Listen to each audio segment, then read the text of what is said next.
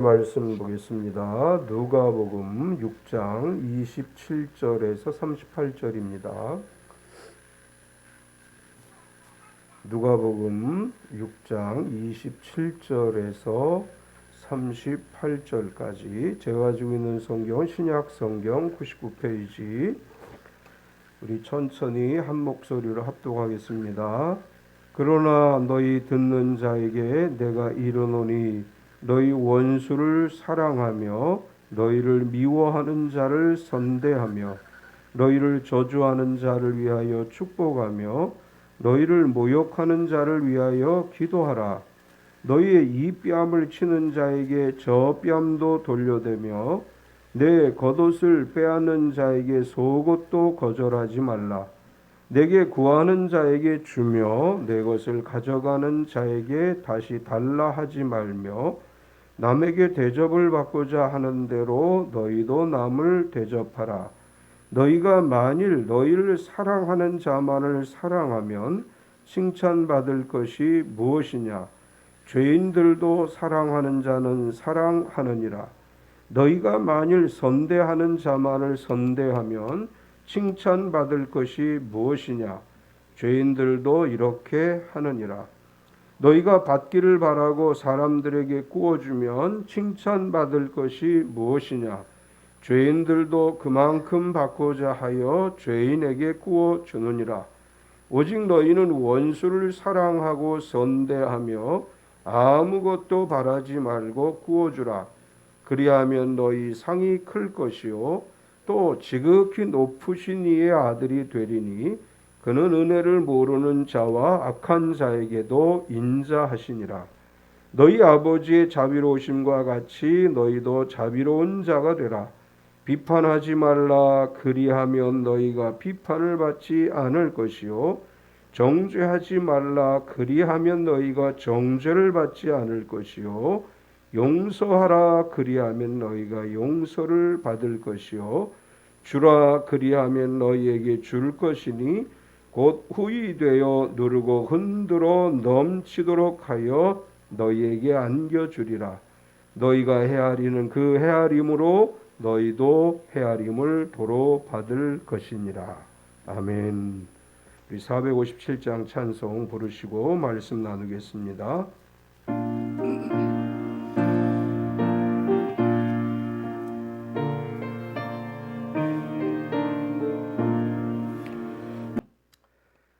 서로 환영하겠습니다. 주님의 이름으로 당신을 환영합니다. 앞뒤 옆 사람을 박수로 환영하겠습니다. 주님의 이름으로 환영합니다. 우리 유튜브에 참여하시는 모든 분들 환영합니다.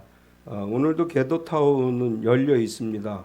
개도타운에 사진 안 들어와도 되니까 아바타로만 참여하셔도 되니까 참여하실 분은 참여하시기 바랍니다. 우리 서로 축복하겠습니다. 몸은 건강하게, 마음은 평안하게, 삶은 행복하게. 어제 오늘 많이 좀 추워졌죠. 그래도 봄은 옵니다. 곧 봄이 올 것이고 하나님의 은혜로 우리가 건강하게 지내게 될 줄 믿습니다. 이번 한 주간도 건강하고 평안하고 행복한 한 주간 되시기를 축원합니다. 아멘. 지금 사진 하나를 제가 보여드리겠습니다. 페이스북에 올라온 사진인데 이게 무슨 사진일 것 같아요? 우크라이나의 기독교인들이 우크라이나를 위해서 기도하는 사진이에요. 눈 위에서 손을 맞잡고 전쟁이 없는 전쟁으로부터 지켜주기를 위해서 우크라이나 전역에서 저런 기도 운동이 지금 일어나고 있고 또 우크라이나 기독교에서 금식을 선포하고 전쟁이 없기를 위해서 전쟁이 멈추기를 위해서 기도하고 있습니다. 기도하실 때 뭐 우리나라가 아니니까 이게 잊어버릴 수 있어요. 잠깐이라도 기도할 때마다 우크라이나의 평화를 위해서 저렇게 기독교인들이 눈 위에서 기도하는 거 우리가 기억하면서 기도해 주셨으면 감사하겠습니다. 오늘 주보에 있는 글을 읽어드리겠습니다. 하나님께서 보내주신 편지. 내가 힘이 들 때 하늘을 한 번 더 바라보아라. 끝도 없는 창공 그곳에서 나는 너를 보고 있단다. 웃고 있는 너를 보는 내 마음은 기쁨이고 울고 있는 너를 보는 내 마음은 가슴이 찢어지는 아픔이란다. 내가 너를 위하여 고통을 없이 해주고 싶어도 그건 인생에게 주어진 숙제로서 내가 넘어가야 할 산이며 한 번은 내가 지나가야 할 고행의 강이란다. 그로 인하여 너의 오만함의 돌덩이를 깎아내어 나의 귀한 보석으로 만들어 내 귀한 사랑으로 보듬어 주려 함이니라. 너무 슬프다고만 말고 너무 아프다고만 말고 너의 마음과 생각을 더 굳건히 지켜 내 귀한 열매가 되어 주기를 나는 간절히 바라고 있단다. 내가 태어나기 전 너는 이미 내게 선택되었고 이 길로 오기까지 내가 너를 인도하였단다. 내 사랑아, 내 보배야, 수천 년 속의 기다림 속에 너는 분명히 내게로 준비된 열매였단다. 어리석은 사탄의 놀림에서 헤어나지 못하면 나는 너와 함께 있지 못하고 멀어질 것이다. 끝까지 주어진 그날을 강하게 버티고 이겨서 내 사랑을 확인하려무나. 너는 세상의 어느 것과도 견줄 수 없는 나의 소중한 보배 열매이노라. 나 또한 너를 위한 그 아픔을 모른 채 하고 있지 않다는 것을 꼭 기억하고 빛이 찬란한 하늘에서 너를 지키고 있음을 잊지 마라. 나는 어디에서나 너를 향한 눈길을 놓지 않고 있단다. 사랑한다. 꼭 이겨내거라. 내가 너와 대면하는 그날까지. 아멘. 참 귀한 편지이지요. 하나님께서 오늘도 우리 이렇게 말씀하시는 줄 믿습니다. 이미영 집사님 교회를 못 정해서 유튜브 참여합니다. 이렇게 글을 올렸네요. 어제는 익산에 있는 교회에서 장로 임직식이 있어서 익산을 다녀왔습니다. 이제 익산의 역에서 교회까지 저를 이렇게 태워가지고 가는 목사님이 자기 옆에 앉은 전도사님하고 이야기를 하는데 그 이야기 중에 이런 이야기를 해요. 어느 목사님이 너무나 사는 게 힘들어서 하나님께 이렇게 기도했대요. 하나님, 예수님 곧 오신다고 했는데 언제 오시나요? 예수님 빨리 오셨으면 좋겠습니다. 빨리 예수님 재림하셔서 이 고난의 인생이 끝났으면 좋겠습니다. 그런데 그 목사님 마음에 하나님이 이렇게 말씀하시더래요. 내 딸은 언제 구원할 건데 지금 내가 가면 내 딸은 구원 못 받지 않느냐. 아직도 구원할 영혼들이 많은데 빨리 나보고 오라 그러면 어떡하냐.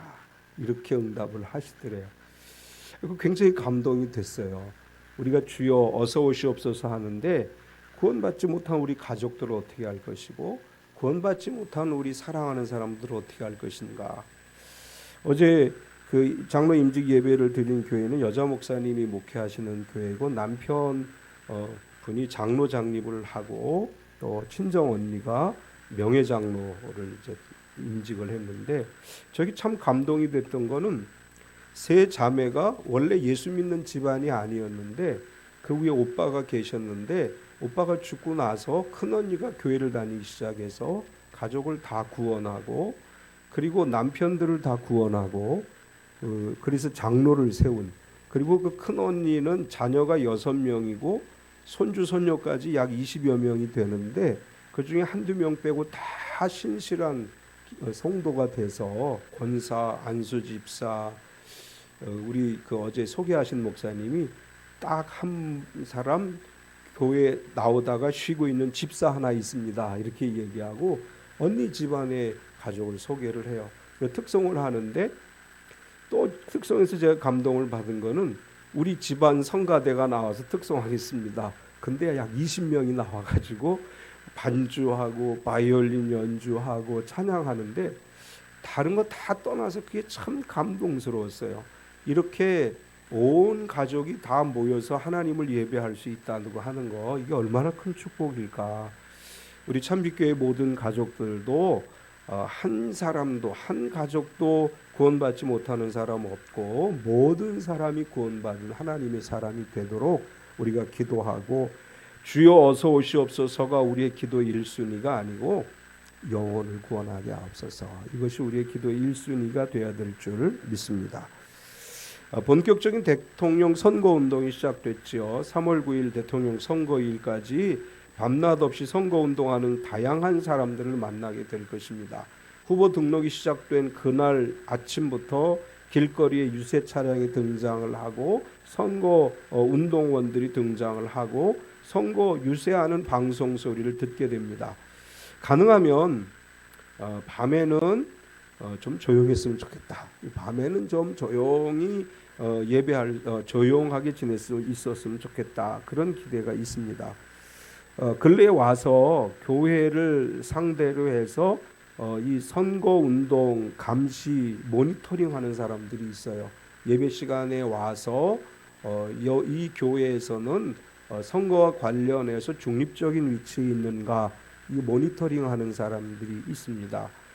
교회에서 우리가 주의해야 될 것은 어떤 특정 후보나 정당을 지지한다는 의견을 교회 안에서 공식적으로 밝힐 수 없어요. 교회 안에서는 나는 어떤 후보를 지지한다, 어떤 후보는 지지하지 않는다 이런 이야기를 하시면 안 돼요. 특별히 예배 광고 시간에 설교자가 설교할 때 정치적인 설교를 하면 그것은 선거법 위반이 됩니다. 이제 요즘은 많이 없어졌겠는데 전에는 좀 규모가 있는 교회들은 후보의 이름으로 헌금을 해요. 그러면 헌금 이렇게 이름을 밝히는 교회들이 있죠. 그래서 아무개 후보께서 헌금했다 이거 밝히면 선거법에 위배가 됩니다. 우리는 뭐 그런 거 하지 않으니까 와서 많이 하고 가도 괜찮은데 교회가 조금 해서 안 오죠. 와서 많이 하고 가도 돼요. 개인적으로 지지하는 후보가 있겠지만 교회 안에서는 어떤 사람을 지지한다 이렇게 얘기하시면 안 돼요. 교회 밖에 나가서 길에서는 하셔도 돼요. 근데 교회에 일단 들어오는 순간부터는 정당과 선거에 관련되어진 이야기는 3월 9일까지 하지 마세요. 또 불시에 어떤 사람 뭐 평화나무라는 단체가 있어요. 교회마다 다니면서 이 선거에 관련해서 단속하는 평화나무라는 단체가 있는데 뭐 우리 교회까지 오진 않겠지만 우리가 이런 것들은 조심해야 되고 우리가 속해 있는 한국교회 총연합회가 대통령 선거를 앞두고 성명서를 발표하면서 세 가지를 이야기했습니다. 첫 번째는 뭐냐? 기독교적 가치관에 부합한 정부가 구성되도록 선택하자. 두 번째는 5년 후를 바라보는 지혜로운 지도자를 선택하자. 세 번째는 교인 각자의 선택을 서로 존중하자. 우리가 지지하는 사람이 다를 수 있지요. 생각하는 게 다르고 지향하는 점이 다르기 때문에 지지하는 후보가 다를 수 있습니다. 그런데 서로 비난하지 말자는 거예요. 또 우리가 그런 것 때문에 서로 얼굴 붉히지 말고 다름을 인정하고 우리가 서로 존중해야 된다. 우리 아까 석연 안수 집사님도 기도할 때 그렇게 기도했는데 우리가 서로 존중해야 돼요. 또 우리가 기독교인들이 기억해야 될 것은 제비는 사람이 뽑지만 결과는 하나님이 정하시는 거예요. 선거는 우리가 해요. 그렇지만 하나님이 허락하지 않은 분은 대통령이 될 수가 없습니다. 어떤 분이 대통령이 됐든지 우리 기독교인들 예수님을 믿는 사람들은 이분은 하나님이 세우신 분이시다라는 믿음을 가지고 새로 선출되는 정부에 협력해야 됩니다. 대통령 선거 운동이 시작되어진 이제 첫 주 우리가 오늘 하나님 앞에서 말씀을 나누려고 하는 것은 오늘 이 본문의 이야기는 사실 예수님께서 제자들을 선택하시고 가르침을 시작하시면서 하신 말씀인데 우리가 어떻게 살아가야 되느냐, 이 땅에서 어떻게 살아가는 것이 그리스도인다운 삶을 살아가는 것이냐, 그것에 대한 이야기인데 예수님께서 이렇게 우리에게 말씀하셨어요. 그리하면 상이 클 것이라. 우리가 지금 동계올림픽이 이제 거의 끝나가죠. 동계올림픽 초반에는 얼마나 열받으셨어요. 그 심판들이 말도 안 되는 판정을 해가지고 TV 보다가 텔레비 꺼버리는 게 아니라 깨트려 버리고 싶을 만큼 그런 엉터리 같은 진행들이 있었죠. 그런데 그런 가운데서도 아주 지혜롭게 이렇게 메달을 따는 선수들을 보면서 상이라고 하는 게 얼마나 중요한 것인가라는 것을 생각해 보게 됩니다. 우리 신앙생활함에 있어 특별히 참이교회 모든 성도들이 마지막 때 주님 앞에 다 상 받는 믿음의 사람들이 되시기 바랍니다. 특별히 상을 받는데 이왕이면 큰 상, 어떻게 뭐 그냥 조그만 상이 아니라 큰 상을 받는 성도가 되라 이렇게 말씀하시면서 우리가 어떻게 하면 큰 상을 받을 수 있느냐? 첫 번째로 원수를 사랑하라 이렇게 말씀하셔요. 그리하면 상이 클 것이다라고 이야기하면서 원수를 사랑하라 이렇게 말씀하시는데, 이 하나님께서 세상을 너무나 사랑하셔서 독생자 예수님을 보내주셨습니다. 성경은 하나님의 사랑을 기록한 사랑의 편지다 이렇게 말할 수 있어요. 하나님이 세상을 창조하셨고 인간이 죄를 지었음에도 불구하고 하나님이 인간을 너무나 사랑하셔서 독생자 예수 그리스도를 보내주셨고 예수 그리스도로 말미암아 우리가 구원받은 성도가 되게 하셨다. 이게 성경의 핵심 내용이죠. 성경이 말씀하려고 하는 것은 하나님을 거부한 너희를 사랑해서 내가 독생자를 보내주었는데 너희도 내가 사랑한 것처럼 너희도 사랑하라. 그런데 원수도 사랑해라 이렇게 말씀합니다. 나를 사랑하는 사람 사랑하는 건 쉬워요. 나에게 잘해주는 사람 사랑하는 거 쉬워요. 내가 좋아하는 사람 사랑하는 거 쉬워요. 그러나 원수를 사랑하는 것은 누구나 할 수 있는 일이 아니다. 많은 사람들이 이렇게 이야기를 하려고 해요. 그런데 원수를 사랑하라고 하는 건 명령이에요. 원수까지 사랑해야 돼요. 그리하면 상이 클 것이다 이렇게 말씀합니다. 원수를 사랑하라 이렇게 말씀하시면서 원수를 사랑하고 선대하라 이렇게 말씀하셨어요. 27절을 보면 그러나 너희 듣는 자에게 내가 이르노니 너희 원수를 사랑하며 너희를 미워하는 자를 선대하며. 원수를 사랑하는 것도 쉬운 일이 아닌데 나를 미워하는 자를 선대하라. 이 미워하는 사람을 선대한다고 하는 것은 나에게 말과 행실에 있어서 싫은 소리를 하고 나를 굉장히 이렇게 이제 미워하고 이런 사람을 그 사람에게도 선을 행해야 된다 이런 말입니다. 기독교 유머 가운데 이제 이런 유머가 있어요. 남편에 대해서 늘 불만을 품은 여자 집사님이 있었어요. 늘 남편에 대해서 이것도 못 마땅하고 저것도 못 마땅하고 그래서 늘 툴툴거리던 여자 집사님이 교회 부흥회에 참석하고 그 다음 날부터 남편을 극진히 대접하게 됐어요. 그 남편이 물어봅니다. 아니 당신 교회 부흥회 한다 그러더니 얼마나 은혜를 많이 받았으면 나한테 이렇게 잘해줘. 그랬더니 여자 집사님이 이렇게 얘기했다 그러죠. 부흥 강사 목사님이 어제 하신 말씀이 원수를 사랑하라 했다. 그래서 내가 지금 열심히 원수를 사랑하고 있다.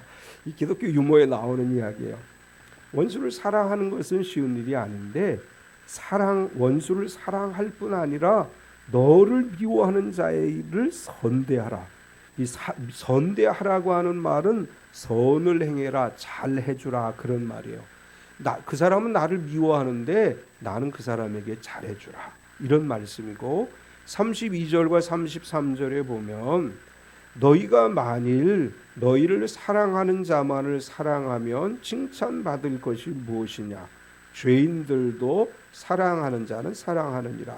너희가 만일 선대하는 자만을 선대하면 칭찬받을 것이 무엇이냐? 죄인들도 이렇게 하느니라.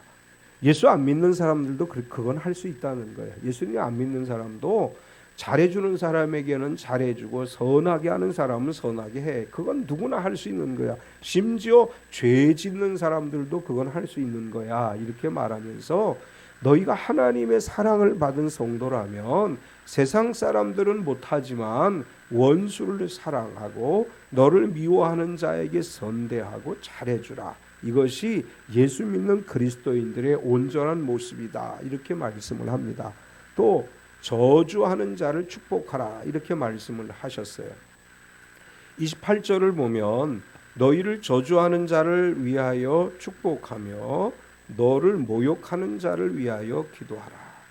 저주한다는 얘기는 말로다가 너 막 이렇게 저주하는 거 이걸 얘기하는 게 아니고 종교적 행위를 얘기하는 거예요. 이 저주라고 하는 단어의 헬라어는 소원 기도하다 이런 뜻이에요. 그러니까 상대방을 향해서 저 사람 아주 쫄딱 꽉 망하게 해달라고 기도하는 거, 이런 게 저주예요. 우리 왜 무당들은 저주 의식이 있죠. 뭐 지프로 사람을 만들어 가지고 이름을 써붙이고 이렇게 막 꼬챙이로 찌르고 이런 거 해요. 저주 의식이라고 그래요. 근데 이런 거를 다 포함하는 거예요. 종교적으로 누군가 종교적으로 그 사람이 나를 저주하기 위해서 하나님 앞에 뭐 저 사람 망하게 해달라고 기도하고 저주 기도를 하고 이런 걸 다 포함해서 저주라고 하는 거예요. 근데 그런 사람을 축복하라.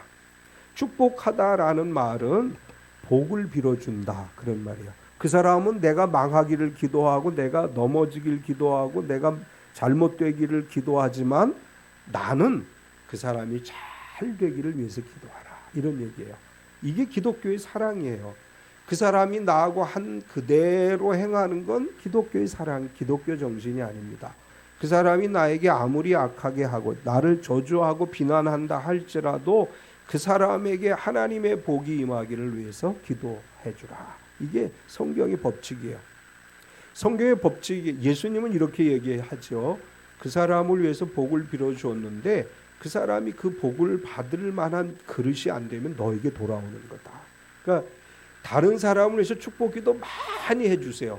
그게 다 나에게 돌아오는 거예요. 우리는 이게 생각을 잘못하죠. 내가 잘 되기만을 위해서 기도해요. 그런데 예수님이 이렇게 말씀하셨어요. 너를 저주하는 자를 축복해라. 그 사람을 위해서 열심히 기도해 주라. 그 사람이 그걸 받을 만한 믿음이 없고 행함이 없으면 결국 그것은 나에게 축복의 메아리가 돼서 돌아오는 것이다. 이렇게 말씀해요. 저주하는 사람을 축복하는 것은 결국 나를 축복하는 거죠. 또 모욕하는 자를 위해서 기도하라. 이렇게 말씀해요. 28절을 다시 보면 너를 저주하는 자를 위하여 축복하며 너희를 모욕하는 자를 위하여 기도하라. 모욕하다는 말은 악의적으로 대하다, 학대하다 이런 뜻을 가지고 있고 해를 끼치다, 단순히 모욕적인 언사를 하다 이게 아니고 실질적으로 해를 입히는 사람을 이야기하는데 그런 사람을 위해서 기도하라. 우리가 기도할 때 누구를 위해서 기도해요? 가족을 위해서 기도해요. 또 믿음의 동역자들을 위해서 기도해요. 사랑하는 사람을 위해서 기도해요. 중보기도 해달라고 요청한 사람들을 위해서 기도해요. 그런데 예수님은 이렇게 말씀하셨어요. 너를 해치는 사람들을 위해 기도하라. 너에게 악을 행하는 사람을 위해 기도하라.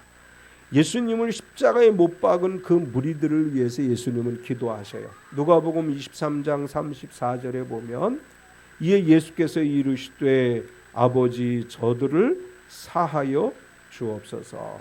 자기들이 하는 것을 알지 못함이니이다. 상상해 보세요. 머리에 가시관을 쓰셨어요. 손과 발에 못이 박혀서 피를 흘리고 있어요. 그런데 예수님 피 흘리시면서 그 아래에 있는 병사들을 위해서 기도하십니다.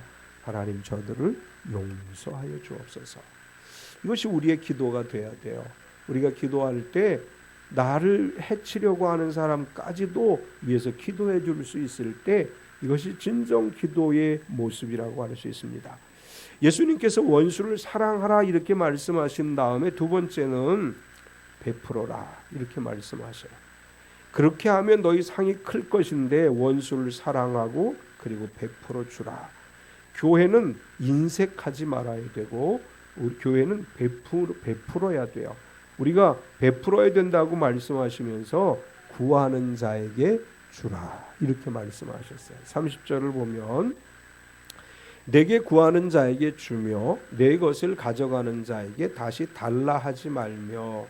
구하는 자는 필요하기 때문에 도움을 요청하는 사람을 얘기하는 거예요. 누군가 나에게 도움을 요청할 때 외면하지 말고 내가 줄 수 있는 대로 주라.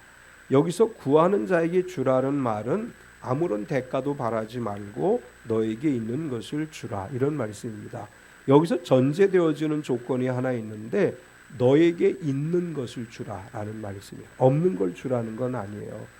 예수님께서 내가 너에게 없는데 저 사람이 너에게 와서 도와달라 그러면 만들어서라도 줘라 그런 말씀이 아니에요. 내게 있는 것을 어떤 사람이 도와달라고 얘기하면 그 있는 것을 나누어 주라. 34절에 또 예수님이 이렇게 말씀하셨어요. 너희가 받기를 바라고 사람들에게 구워주며 칭찬받을 것이 무엇이냐? 죄인들도 그만큼 받고자 하여 죄인에게 구워주느니라. 우리가 나누어 주는 것은 하나님께 구워주는 것이다. 잠언은 이렇게 얘기했죠. 우리가 다른 사람에게 베푸는 것은 내 것을 가지고 하나님께 구워주는 것과 같은 것입니다. 따라서 그 사람이 나에게 뭘 해줄 것이라는 기대를 갖지 말고, 우리는 대개 이렇게 생각해. 내가 하나를 했으면 저 사람도 나에게 하나를 해야지, 이렇게 생각하는 경향이 있는데 예수님은 그렇게 하지 말라는 거예요. 너는 주기만 해라. 그 사람이 너에게 되갚지 않아도 내가 너희에게 모든 걸 주듯이 너도 그 사람들에게 주라. 35절 중간부 35절을 보면 오직 너희는 원수를 사랑하고 선대하며 아무것도 바라지 말고 구워주라. 그리하면 너희 상이 클 것이요 또 지극히 높으신 이의 아들이 되리니 그는 은혜를 모르는 자와 악한 자에게도 인자하심이라. 나에게 도와달라고 하는 자에게 아무것도 바라지 말고 아무런 대가도 요구하지 말고 주라. 오늘부터 마음을 바꾸셔야 돼요. 내가 저 사람에게 밥을 사줬는데 저 사람 나한테 언제 밥 사주나, 이런 생각하지 마세요. 내가 저 사람에게 좋은 거 선물했는데 저 사람 나에게 언제 선물 주려나, 이런 생각하지 마세요. 주는 건 그냥 주는 거예요. 그 사람이 나에게 주지 않아도, 그 사람이 나에게 되갚지 않아도. 이제 장례식이나 결혼식이나 이런 애경사를 겪으면서 느끼는 것 중에 본인은 인색했던 사람들이 꼭 자기 애경사의 사람들이 자기에게 인색하게 한다고 불평을 해요. 목회자들 가운데도 그런 분들이 꽤 많아요. 이렇게 막 목회자들 애경사를 당하면 이제 찾아와서 문상을 하거나 축하를 하거나 이렇게 조의나 뭐 축의금을 안 하면서 평생 한 번도 안 나타났던 사람이 부모님 상을 당하고 나면 나중에 꼭 그렇게 전화를 해요. 목사님 왜 이렇게 목사들이 인색해요? 속으로 너는 갔냐? 내가 그렇게 이제 말하는데 사람들이 그런 마음이 있어요. 여러분 바라지 말고 줍시다. 원망하지 말아요. 나는 이렇게 했는데 저 사람 나한테 그럴 수 있어? 이렇게 얘기하지 마세요. 예수님 뭐라고 말씀했어요? 아무것도 바라지 말고 줘라. 또 심지어 내 것을 누가 가져갔으면 그것을 돌려달라고 하지 말라, 이렇게 말씀하셨어요. 이게 무슨 말이냐 하면 그 사람에게 너무나 필요해서 내 것을 가져갔으면 그걸 되찾으려고 하지 말라, 이게 이런 얘기예요. 그 사람에게 그 물건은 정말 필요한 건데 내가 그것을 달라고 하면 그 사람 생활에 당장의 문제가 생길 수 있고 그 사람에게는 큰 타격을 입을 수 있다, 이런 얘기예요. 그래서 예수님이 여기서 말씀하려고 하는 것은 사람을 중요하게 생각을 해라. 물질적 가치가 우선이 아니고 사람이 중요한 것이고 영혼이 중요한 것이다, 이런 얘기를 하시는 것입니다. 자본주의의 폐해라고 할 수 있는 것은 사람의 생명보다 물질의 가치를 너무 중요하게 생각한다는 거죠. 오늘날 우리는 물질적 가치를 너무 중요하게 생각하는 문화를 보게 되는데 예수님은 그것을 깨트리시는 거예요. 물질이 중요한 게 아니야. 그 사람이 중요한 거야. 물질이 중요한 게 아니야. 그 사람의 영혼이 중요한 거야. 이렇게 이야기하십니다. 계속해서 예수님은 자비로운 자가 되라, 이렇게 말씀하셔요. 36절을 보면 너희 아버지의 자비로우심과 같이 너희도 자비로운 자가 되라. 이것은 예수님께서 이런 말씀을 하시는 거예요. 성도는 어떤 존재냐? 존귀한 사람들이다. 하나님과 같이 존귀한 사람들인데 하나님의 성품에 참여하라. 우리가 자비로운 사람이 된다는 것은 하나님의 성품에, 우리가 신의 성품이라고 얘기하죠. 신의 성품에 참여하는 거예요. 하나님께서 우리를 너무나 사랑하셔서 독생자 예수님을 주셨습니다. 그렇다면 우리도 그 사랑을 가지고 세상을 향해서 나아가야 되고 세상에게 나누고 베풀음을 실천할 수 있어야 된다. 저는 사실 젊을 때 굉장히 그 규칙과 규정을 중요하게 생각하고 굉장히 엄격하게 생활하려고 노력을 했었어요. 그런데 어느 순간부터 하나님께서 저에게 깨닫게 해주시는 것은 나는 너를 위해 모든 걸 주고 널 다 용서했는데 너는 너의 잣대로 사람들을 판단하려고 하느냐. 그래서 제가 나이를 먹으면 사람들이 되게 좀 더 이렇게 고집이 세지고 좀 더 이렇게 자기 생각이 강하다고 얘기하는데 될 수 있으면 제가 나이를 먹어가면서 신앙생활하면서 목회를 하면서 될 수 있으면 용서하고 될 수 있으면 사랑하고 될 수 있으면 품어주려고 노력을 합니다. 물론 어떻게 보실지는 모르는데 저는 개인적으로 그런 노력을 나름대로 노력을 저에게 많이 이야기를 해요. 정말 옛날에 용서 안 됐던 것도 용서하려고 노력을 하고 이게 그리스도인들이 가져야 될 마음이죠. 바울 사도는 이렇게 얘기하셨어요. 그리스도의 장성한 분량에 이르도록 자라가라. 우리는 그리스도의 장성한 분량에 이르도록 자라가는 그리스도인이 되어야 될 줄 믿습니다. 하나님이 자비로우신 것처럼 너희도 자비하라 이렇게 말씀하시면서 예수님이 다시 강조해요. 주라. 38절을 보면 주라 그리하면 너희에게 줄 것이니 곧 후이되어 누르고 흔들어 넘치도록 하여 너희에게 안겨주리라. 너희가 헤아리는 그 헤아림으로 너희도 헤아림을 도로 받을 것이니라. 여기서 주라고 말씀하시는 것은 어려움에 처한 사람들을 보고 그들에게 공급해 줄 수 있는 내가 줄 수 있는 것을 주라 이런 말이죠. 요한일서 3장 17절에 보면 요한 사도께서 이렇게 말씀하셔요. 누가 이 세상의 재물을 가지고 형제의 궁핍함을 보고도 도와줄 마음을 닫으면 하나님의 사랑이 어찌 그 속에 거하겠느냐. 너에게 있는 것 가지고도 사람을 불쌍히 여기지 않으면 하나님의 사랑이 너에게 없는 거다. 이렇게 말씀하시면서 나누고 베푸는 교회와 성도가 되라고 말씀합니다. 예수님은 세 번째 결론적으로 받을 상에 대해서 말씀해요. 너희가 그리하면 큰 상을 받을 것이다 라고 말씀하시고 원수를 사랑하고 나누고 베풀고 그러면 너희가 상을 받게 되는데 우리가 받게 될 상에 대해서 지극히 높으신 이의 아들이 된다. 35절을 보면 오직 너희는 원수를 사랑하고 선대하며 아무것도 바라지 말고 구워주라. 그리하면 너희 상이 클 것이요 또 지극히 높으신 이의 아들이 되리니 그는 은혜를 모르는 자와 악한 자에게도 인자하심이라. 너희 상이 클 것이라고 이야기하면서 지극히 높으신 이의 아들이 될 것이다. 지극히 높으신 이의 아들이 된다는 것은 하나님의 아들이 되는 것을 이야기하는 거죠. 예수님께서 마태복음 5장 9절에 보면 이렇게 말씀하셨어요. 화평하는 자는 복이 있나니 그들의 하나님의 아들이라 일컬음을 받을 것이며 바울 사도는 갈라디아 3장 26절에 너희가 다 믿음으로 말미암아 그리스도 예수 안에서 하나님의 아들이 되었으니 우리가 어떻게 하나님의 자녀가 되는 것이냐? 바울은 믿음으로 되는 것이다. 그런데 야고보 사도는 또 이렇게 얘기하셔요. 야고보 2장 20절에 보면 허탄한 사람아 행함이 없는 믿음이 헛것인 줄 알지 못하느냐. 영혼이 없는 야고보 2장 26절에는 영혼이 없는 몸이 죽은 것 같이 행함이 없는 믿음은 죽은 것이니라. 바울이 우리가 어떻게 하나님의 아들이 되어 예수님을 믿으면 되는 거야 이렇게 말했어요. 그때 야고보는 또 이렇게 얘기하셨어요. 믿음이 뭐야? 행하는 거야.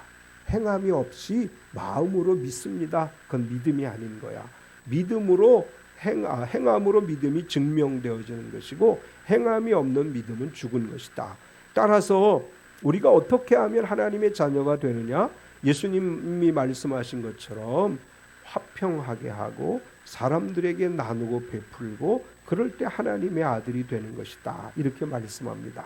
우리 참빛교회 모든 성도가 하나님의 진정한 자녀인 줄 믿습니다. 우리가 그런 하나님의 자녀가 돼서 인색하지 말고 그리고 또한 진정한 마음으로 사랑을 나누는 그런 믿음의 공동체가 되어야 될 줄 믿습니다. 또 우리가 받을 상에 대해서 비판과 정죄를 받지 않고 용서를 받는다. 37절을 보면 비판하지 말라 그리하면 너희가 비판을 받지 않을 것이요 정죄하지 말라 그리하면 너희가 정죄를 받지 않을 것이요 용서하라 그리하면 너희가 용서를 받을 것이요. 우리는 예수님을 믿는다고 하면서도 습관적으로 비판하고 정죄하는 경향이 있어요. 우리가 예수님을 믿는 성결한 순결한 그리스도인이라는 그런 교만함을 가지고 사람들을 비판해요. 저 사람은 왜 저 모양이야? 저 사람은 왜 저 땅으로 살아? 막 비판을 해요. 정죄를 해요. 예수님 믿는다고 하면서 끊임없이 판단하고 비판하고 정죄하는 것은 하나님이 원하는 삶이 아닙니다. 우리가 정말로 예수님을 믿는다면 비판하고 정죄하지 말아야 된다. 예수님은 뭐라고 말씀하셨어요? 너희가 비판하면 너도 비판을 받는 거야. 내가 정죄하면 너도 정죄를 받는 거야. 이렇게 말씀하시는 거예요. 또 내가 남을 용서하지 않으면 너도 용서를 받지 못해. 이렇게 얘기하셨습니다. 우리가 주기도문을 암송할 때 우리가 우리에게 죄 지은 자를 사하여 준 것 같이 우리의 죄를 사하여 주시옵고 라고 기도하죠. 기도의 원리예요. 용서의 원리예요. 남을 비판하고 정죄하고 용서하지 않으면서 하나님이 나를 비판하지 않고 정죄하지 않고 용서하기를 바란다면 그거는 온전한 믿음이 아니라고 말씀합니다. 우리 비판하지 말고 기도해 줍시다. 정죄하지 말고 그 사람을 축복해 줍시다. 용서하지 못하는 마음을 가지고 마음 아파하고 잠 못 자지 말고 용서합시다. 그러면 하나님도 우리를 비판하고 정죄하고 용서하실 거예요. 근래 정치권을 비판하는 목회자들과 성도들을 많이 봐요. 이 목회자들이 나서서 아주 극단적인 비판을 하는데 그 성경을 잘못 이해한 거예요. 예수님은 로마 황제를 비판하거나 정죄하지 않으셨어요. 예수님께서는 빌라도를 비판하거나 정죄하지 않으셨어요. 오늘날 교회에 하나님을 믿는다고 하는 사람들이 우리는 거룩하다라는 생각을 가지고 사람들을 막 정죄하고 비판해요. 그런 분들을 볼 때 마음 한편으로 걱정이 돼요. 저 사람들이 하나님 앞에 섰을 때 어떡하려고 저렇게 막 비판하고 정죄하지? 심판은 하나님이 하시는 거예요. 정죄는 하나님이 하시는 거예요. 우리는 오직 오늘 성경이 말씀한 대로 축복하고 기도하고 사랑하고 용서하고 우리가 그렇게 살아가야 될 줄 믿습니다. 그렇게 살아가면 우리를 용서해 주신대요. 우리가 무슨 죄를 지어도 우리가 어떤 짓을 해도 기도하고 용서를 구하고 회개하면 우리에게 용서해 주시는 하나님의 은혜, 이게 축복이죠. 우리가 용서받으면 천국 가는데 이게 축복이잖아요. 하나님 앞에 비판과 정죄가 없고 용서받는 상을 받는 참 믿기의 성도가 되시기를 축원합니다. 마지막으로는 이렇게 말씀하셨어요. 후히 되어 넘치도록 하여 안겨주시겠다.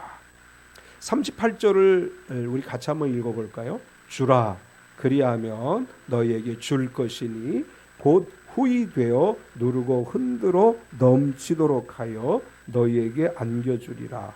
너희가 헤아리는 그 헤아림으로 너희도 헤아림을 도로 받을 것이니라. 아멘.